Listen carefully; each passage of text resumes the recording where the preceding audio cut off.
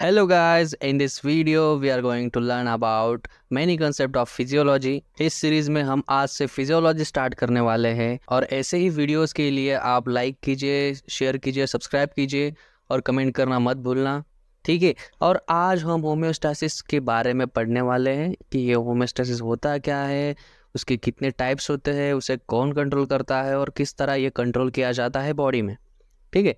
तो basically first of all बहुत basic से हम पढ़ने वाले हैं कि हमारे बॉडी होती है वो सेल की कंपोज होती है, ठीक है। Our body is made up of cells, ठीक है।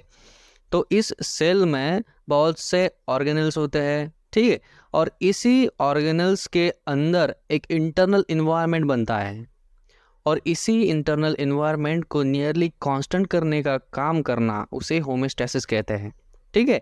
It is called the maintenance of nearly constant condition in the internal environment of the cell, इसे ही होम्योस्टैसिस कहते हैं।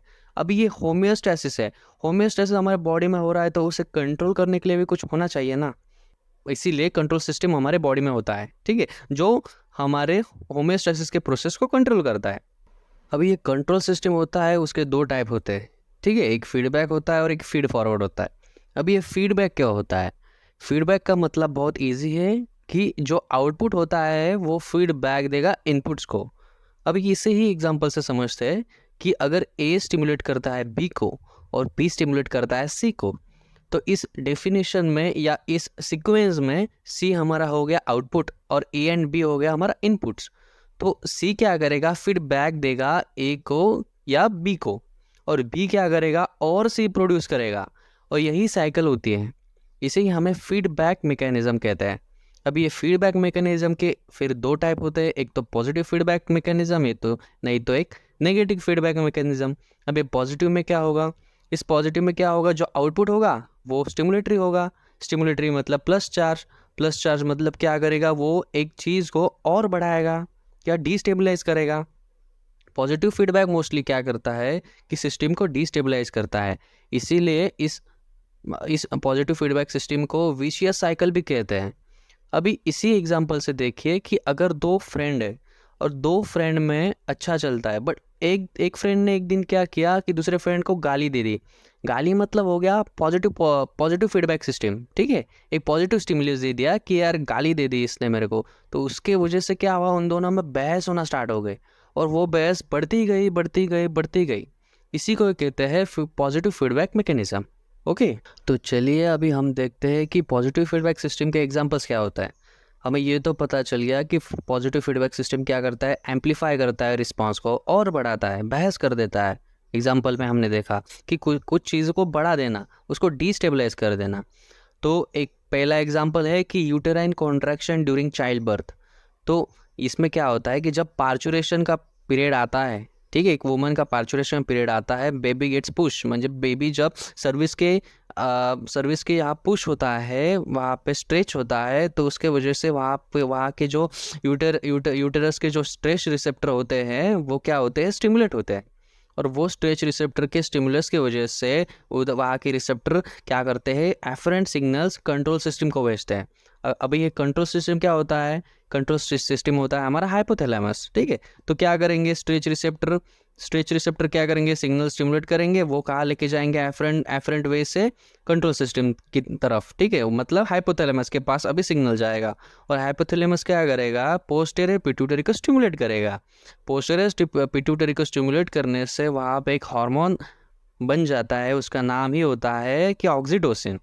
और ऑक्सीटोसिन क्या करेगा? बाद में यूटेराइन मसल्स के पास वो जाके बाइंड होगा, क्योंकि वहाँ के वो रिसेप्टर उसे कैच कर लेंगे, ठीक है। और वहाँ पे वो जाके बाइंड हो जाएगा और यूटेराइन कॉन्ट्रैक्शन को स्टिमुलेट करेगा, ठीक है। और इसके वजह से क्या हुआ कि जो जो स्ट्रेच रिसेप्टर थे यूटेरस के, उन्होंने क्या किया? सिग्नल कैच किया कि अभी बेबी पुश हो रहा है सर्विस की तरफ, ठीक है। अभी ये पुश होने के लिए ये हो गया पॉजिटिव सिग्नल, और पॉजिटिव सिग्नल ने क्या किया? ब्रेन के पास गया, हाइपोथैलेमस को स्टिमुलेट किया, पोस्टीरियर पिट्यूटरी को भी स्टिमुलेट किया, ऑक्सीटोसिन सिक्रेट किया, और ऑक्सीटोसिन ने क्या किया? और बढ़ा दिया, और कॉन्ट्रैक्शन बढ़ा दिया, और इसी से ही पार्चुरेशन सक्सेसफुल हो जाता है, ठीक है। मोस्टली क्या होता है कि पार्चुरेशन में contraction is the main segment. Contraction की वजह से बेबी सर्विक्स के बाहर पुश होता है।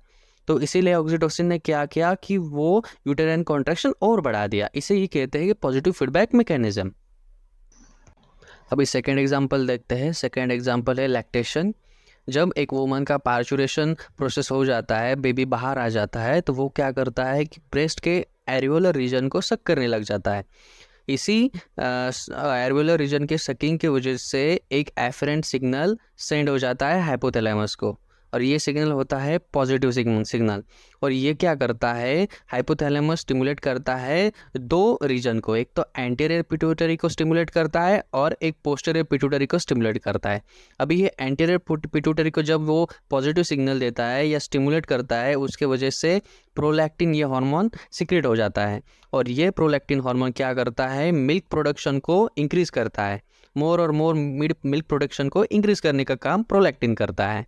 और उसके बाद जो पोस्टीरियर पिट्यूटरी होती है वो सिक्रेट करती है ऑक्सीटोसिन हार्मोन को, और ये ऑक्सीटोसिन हार्मोन क्या करता है, स्टिमुलेट करता है मिल्क के इजेक्शन को। ठीक है, एक क्या होता है प्रोलैक्टिन, वो क्या करेगा, मिल्क प्रोडक्शन करेगा, और एक होता है ऑक्सीटोसिन, वो क्या करेगा, मिल्क इजेक्शन करेगा। ठीक है, उसे मिल्क लेट डाउन हार्मोन भी कहते हैं, या मिल्क लेट डाउन रिफ्लेक्स कौन बनाता है, ऑक्सीटोसिन बनाता है। अभी थर्ड एग्जांपल देखते हैं, a spike in oestrogen and LH. जब हम मेंस्ट्रुअल साइकिल पढ़ते हैं, उस साइकिल में हम क्या पढ़ते हैं कि जब हाइपोथैलेमस जीएनआरएच बनाता है, वो जीएनआरएच क्या करता है, एंटीरियर पिट्यूटरी को स्टिमुलेट करता है।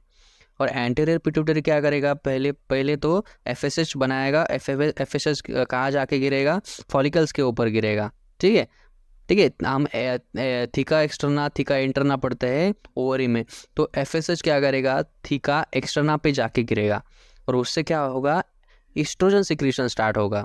ज़्यादा से ज़्यादा ईस्ट्रोजन प्रोड्यूस होगा, और ये ईस्ट्रोजन क्या करेगा, पॉजिटिव फीडबैक देगा एंटीरियर पिट्यूटरी को और हाइपोथैलेमस को, और इसी फीडबैक की वजह से और ईस्ट्रोजन प्रोड्यूस होगा। बट जब 14th डे आता है, तब क्या होता है, एलएच सर्ज होता है, और एलएच सर्ज की वजह से क्या हुआ, ओवुलेशन हो जाता है। अब ये ओवुलेशन होने के बाद ये ईस्ट्रोजन नेगेटिव फीडबैक देने लग जाता है। ठीक है, और ये नेगेटिव फीडबैक की वजह से अभी वो सिग्नल जाता है एंटीरियर पिट्यूटरी को और हाइपोथैलेमस को कि अभी और सिक्रीशन करना नहीं है। इसीलिए ईस्ट्रोजन क्या करता है, पॉजिटिव फीडबैक देता है कब तक, जब तक ओवुलेशन ना हो जाए, और ओवुलेशन के बाद वो नेगेटिव फीडबैक देने लग जाता है। तो चलिए फोर्थ एग्जांपल देखते हैं, the process of blood clotting. तो क्या होता है, हमने ब्लड क्लॉटिंग में पढ़ा है, कैस्केड ऑफ थ्योरी के बारे में पढ़ा है कि बहुत सारी रिएक्शंस होती हैं अगर हमें इंजरी हो जाए। ठीक है, तो उस इंजरी होने से क्या होता है, प्लेटलेट्स एक्टिवेट्स हो जाते हैं। ठीक है, और उसमें उस प्रोसेस में क्या होता है कि प्रोथ्रोम्बिन थ्रोम्बिन में कन्वर्जन होता है प्रोथ्रोम्बिन का।